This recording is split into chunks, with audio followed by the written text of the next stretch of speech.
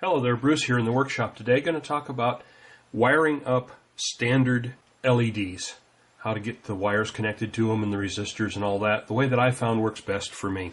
Got a collection of tools and supplies. The wire strippers, I'm going to kind of set them off to the side as I talk about them. Cutters, a couple of versions of tweezers. This is a tweezer that's designed to clamp items, very helpful in doing this work.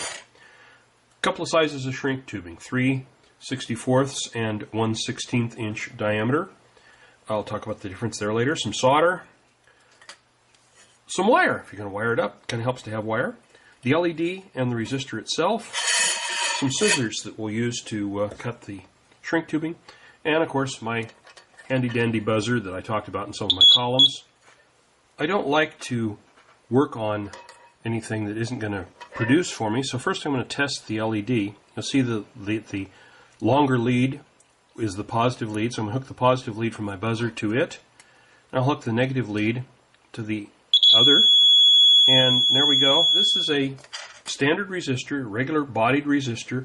Nothing particularly special. In fact, these are ones that I got for a really good price, a few cents a piece, that I use for some lighting projects and buildings and that sort of thing, fluorescent lights in buildings and that sort of thing. It's a pretty bright white LED, and but it's a good thing to practice on too because they're fairly inexpensive.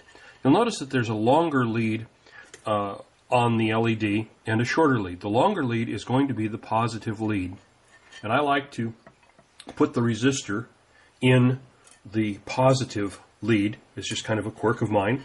Doesn't really matter. There's nothing magical about it. So what I'm going to do, if you get it positioned just right here, you can see that there's kind of some die marks on the LED. Well, just inboard of that first of the die mark on the longer lead, I'm going to cut that lead, and there it is. So now I have the lead prepared, ready for the wire to go onto it. I'm just going to clamp it in those pliers that I talked about. And I'm a scuba diver. I need something to hold these pliers down. I'm a scuba diver, so I have lots of lead shot bags running around, and that's what this is. It's a couple pounds of lead shot in a bag, and that makes it real easy to hold those little tweezers down. Now I've cut the resistor off fairly short, and we're ready to go to work soldering. Off screen here, you can hear me cleaning the tip on the soldering iron in the wet sponge, and we're going to bring in our little solder jig here and the soldering iron. Wet the tip of the soldering iron with so it's nice and wet with solder, and then I'm going to come in here and tin the end of the LED and tin the end of the resistor. Now, I'm pretty seriously right-handed, so now I'm going to put the resistor in my right hand, put the soldering iron in my left hand, bring the two together, and that's soldered. That's done. You see by the tug on it, it's not going anywhere. Now I'm going to come in and cut both leads off relatively short. That's ready to go. Now we're going to put a blue wire onto the resistor, which is the positive lead.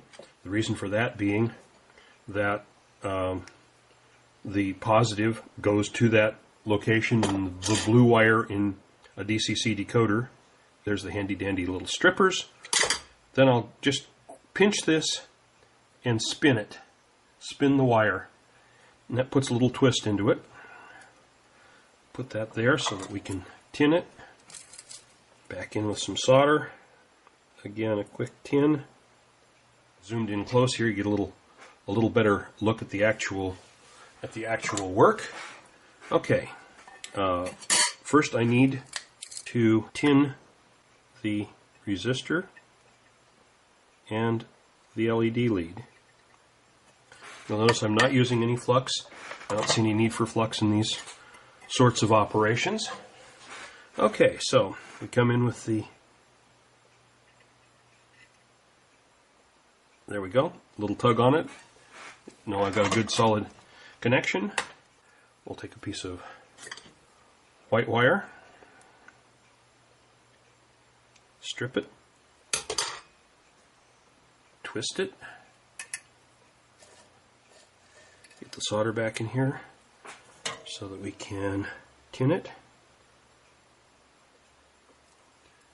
and then I'm going to switch hands again, get the white wire right onto that lead of the LED, hold it in place, make sure that it's solid. Okay, now all we need to do is to insulate these connections. I'm going to use heat shrink tubing. I want to use the thinner, the 3/64ths on the lead only, and I'm going to use the 1/16 inch diameter on the resistor lead. The reason being that the 1/16 will slide right over the whole connection, resistor and everything. And, oops, pulled it out of the clip there. I'll pick it up here and just slide it down. Turn this around so that you can see it. There's the heat shrink on the resistor. Slide this up the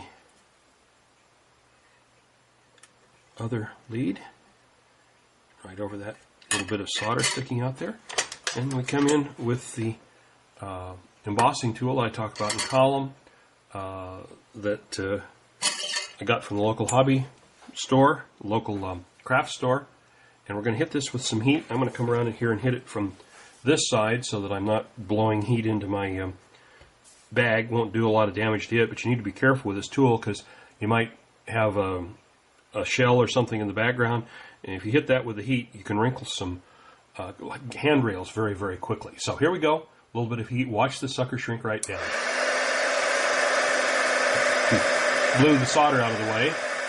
But see, there you got a nice, tight, clean connection. That's the way I like to do them.